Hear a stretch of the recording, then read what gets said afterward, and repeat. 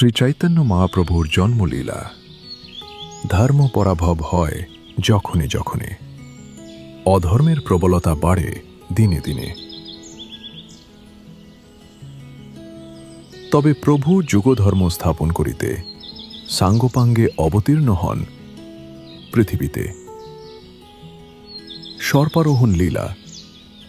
শ্রমে নিমাই হামাগুড়ি দিতে শিখেছে। একদিন হামাগুড়ি দিতে দিতে গৃহের এক স্থানে একটি বৃহৎ সর্পকে দেখতে পেয়ে কুণ্ডলীকৃত সর্পের উপর শয়ন করে শেষশায়ী লীলা প্রকট করলেন। নামকরণ ও রুচি পরীক্ষা মহাপ্রভুর আবির্ভাবের পূর্বেই গ্রহণের ছলে হরিনাম সংকীর্তনের প্রচার করে আবির্ভূত হন।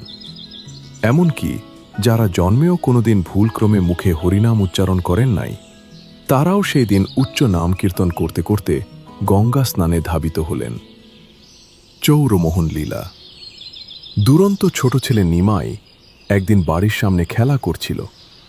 তার গায়ে দামি গয়না দেখে দুই চোর মিলে নিমাইকে চুরি করার পরিকল্পনা।